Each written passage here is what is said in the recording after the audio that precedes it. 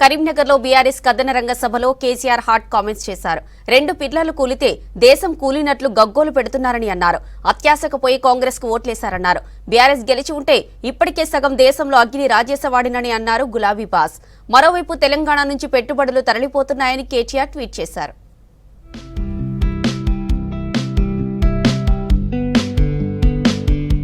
ప్రజలు మోసపోయి కాంగ్రెస్ ను గెలిపించారన్నారు బీఆర్ఎస్ అధినేత కేసీఆర్. సీఎం అట్లాంటి భాష మాట్లాడడం సరికాదని చెప్పారు. తానెప్పుడూ దురుసుగా మాట్లాడలేదన్నారు. కొన్నిసార్లు ప్రజలు అత్యాశకు పోతారని చెప్పారు. తాను చెప్పినట్లే ఇంటింటికి మిషన్ భగీరథ నీళ్లిచ్చామన్నారు. కరీంనగర్ కథనబేరి సభలో పాల్గొన్నారు కేసీఆర్. కొన్ని సందర్భాలలో అత్యాశకో దురాశకో లేదా మరో రకంగానో ప్రజలు మోసపోతారు. మొన్న కూడా మోసపోయి కాంగ్రెస్ పార్టీని గెలిపించారు. ఈ రోజు 3 నెలల లోపలనే 100 రోజుల్లోనే ప్రజలు ఏం జరుగుతుందో మీకు తెలుసు. మాకు మాట్లాడరాదా? తిట్టానంటే తిట్టు తక్కువనాయా? ఇవాళ గీయాలకు మొదలు పెడితే రేపు గీయాల దాకా తిట్టచ్చు.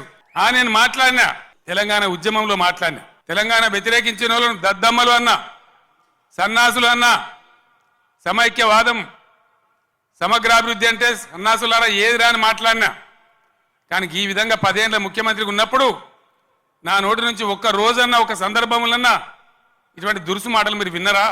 మొన్న గెలిస్తే దేశానికి అగ్గి పెట్టేవాణ్ణి అన్నారు కేసీఆర్. కానీ ప్రజలు బ్రేక్ వేశారని చెప్పారు. తాను అనుకుంటే కాంగ్రెస్ వాళ్ళు ఒక్కడు మిగిలేవాడా అని అన్నారు. మేడిగడ్డలో ఇసుక జారి 2 పిల్లర్లు కుంగాయన్నారు కేసీఆర్. 2 పిల్లర్లు కూలితే భూమి బద్దలైతదా అని ప్రశ్నించారు. 2 రోజుల్లో టీవీలో కాళేశ్వరం గురించి చెప్తానన్నారు. పోలీసులకు రాజకీయాలు ఎందుకండి అంటూ ప్రశ్నించారు కేసీఆర్. కాళేశ్వరం ప్రాజెక్ట్ దానిలో మేడిగడ్డ బ్యారేజ్ 100 కాంపోనెంట్లలో అదొక చిన్న కాంపోనెంట్. దాంట్లో కొంచెం ఇసుక జారి 2 పిల్లర్లు కుంగినాయి. అదేందో ప్రళయం బద్దలైనట్టు, దేశమే కొట్టుకపోయినట్టు నేను 2-3 రోజుల తర్వాత టీవీలో కూర్చుంటున్నా.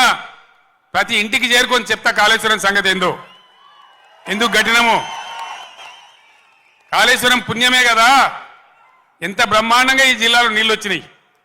ఏ విధంగా మిడ్ మానేరు ఎల్ఎండి నిండి ఉంటుండే. మొన్న నన్ను మీరు ఇక్కడ ఆగబట్టింది, బ్రేక్ కొట్టింది. కానీ మొన్న నేను ఇక్కడ గెలిచి ఉంటే ఈ పాటికి సగం దేశంలో అగ్గి పెట్టేవాడిని, శిక్షించేవాడిని, మొత్తం దేశాన్ని చైతన్యం చేసేవాడిని.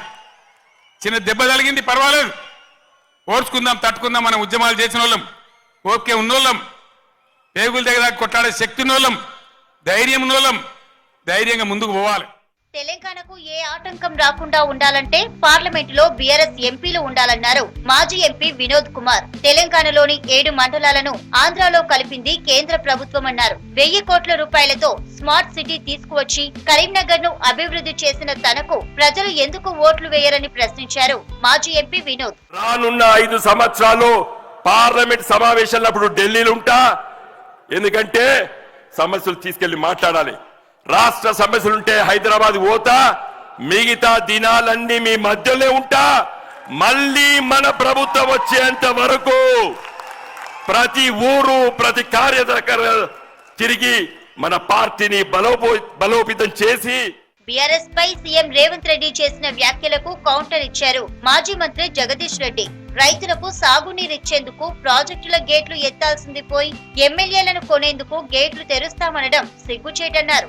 సూర్యాపేట పెద్దగట్టు లింగమంతుల స్వామి గుట్టలో అభివృద్ధి పనులను ప్రారంభించారు.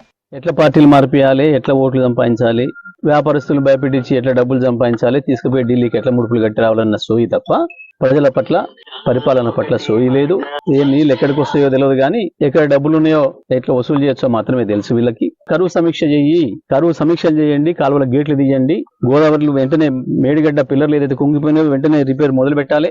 ఏది సోయి లేదు, ఒక్కదాని మీద కూడా ప్రజల సమస్య పట్ల సోయి లేదు. డ్రామాలాడి నడిపిస్తాం అనుకుంటున్నారు.